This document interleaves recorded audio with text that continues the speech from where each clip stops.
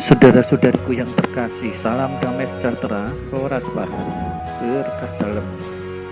Kita berjumpa dalam belajar Alkitab sambil merenung. Tema kita kali ini bukan orang sehat yang memerlukan tabib. Bahan dari Injil Matius bab 9 ayat 9 sampai 13. Baik saudara-saudari, sebelum kita lanjutkan, mohon dibantu untuk subscribe, bagikan kepada teman-teman dan kepada saudara-saudari kita di grup yang saudara ikuti. Dengan demikian saudara-saudari ikut mewartakan Injil. Jangan lupa nyalakan lonceng serta kasih like dan komentarnya. Setelah Yesus pergi dari situ, ia melihat seorang yang bernama Matius duduk di rumah cukai. Lalu ia berkata kepadanya, "Ikutlah aku." Maka berdirilah Matius lalu mengikuti dia. Kita lihat ya, Matius ini sedang bekerja di rumah cukai karena ia memang pemungut cukai. Yang menarik di sini hanya dengan sapaan Yesus, "Ikutlah aku," maka berdirilah Matius lalu mengikuti dia. Ada suatu spontanitas yang besar dan kuat dari Matius, dari seorang pemungut cukai yang di mana dia mendapatkan penghidupan yang secara materi layak, tetapi sekarang dengan sapaan Yesus segera mengikuti, berdiri ikut dia. Nah, ini tentu saja berarti sekarang dia meninggalkan pekerjaannya, sebuah pekerjaan yang menggiurkan bagi banyak orang ya, meskipun orang pemungut cukai sering dianggap sebagai orang berdosa. Dengan kata lain, Matius memutuskan hubungan dengan seluruh pekerjaan dan masa lalunya, dan kemungkinan besar tidak akan kembali ke sana.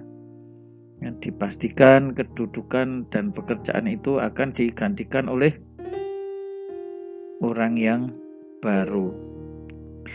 Kemudian ketika Yesus makan di rumah Matius, datanglah banyak pemungut cukai dan orang berdosa dan makan bersama-sama dengan dia dan murid-muridnya. Ya jelas ya, ketika makan di rumah Matius kan Matius sebagai seorang pemungut cukai atau mantan pemungut cukai, teman-temannya tentu juga sesama pemungut cukai. Dan sesama orang berdosa pada masa itu menjadi semacam teman yang senasib ya. Nah, ini sekarang mereka diundang makan ya, diterima oleh Yesus, dan juga murid-murid Yesus ada di sana. Nah, tentu saja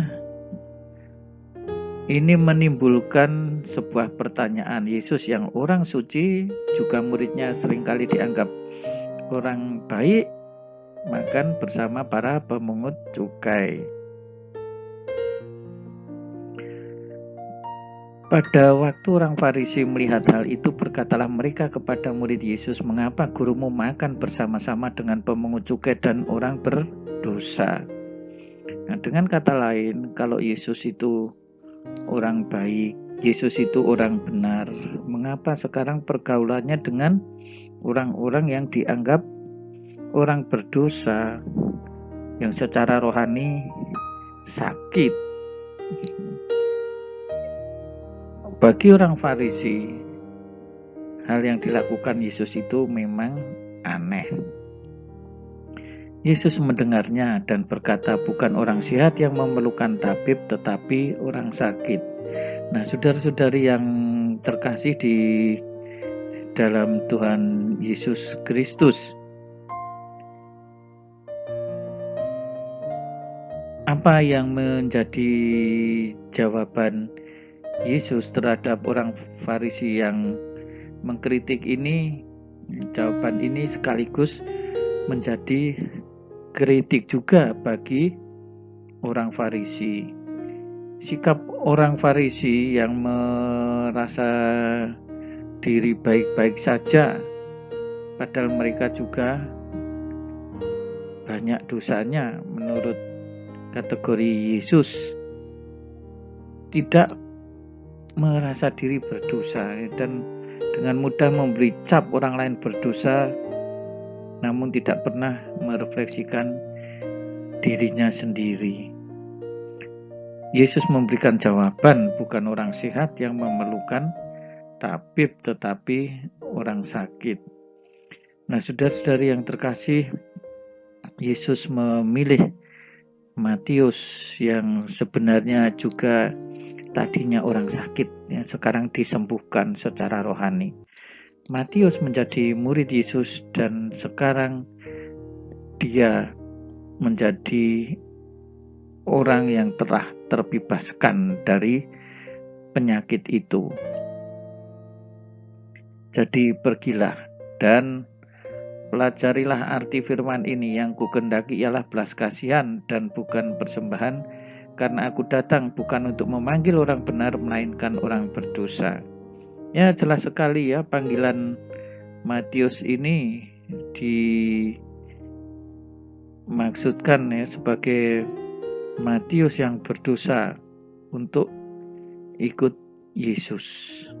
Matius yang selama ini dianggap oleh orang Farisi pemungut cukai yang tidak layak, namun mendapat panggilan dari Yesus. Nah, ini adalah sebuah panggilan yang sekaligus memberi tanggung jawab kepadanya, bahwa kemudian dia mesti mewartakan Injil tersebut kepada orang lain. Nantinya Matius akan menjadi pewarta Injil, dipilih oleh Yesus. Dan sekarang Yesus juga mengingatkan orang Farisi supaya ya, orang sakit itu perlu mendapat belas kasihan. Orang berdosa ini perlu mendapat belas kasihan. Dan Yesus memanggil orang yang berdosa itu untuk bertobat menjadi orang benar di hadapan Allah. Nah, saudara-saudariku yang terkasih, salam damai sejahtera. Semoga saudara-saudari sekalian, karya dan perjuangan saudara sehari-hari senantiasa dinaungi, dibimbing, dan diberkati oleh Allah yang Maha Kuasa, Bapa dan Putra dan Roh Kudus. Amin.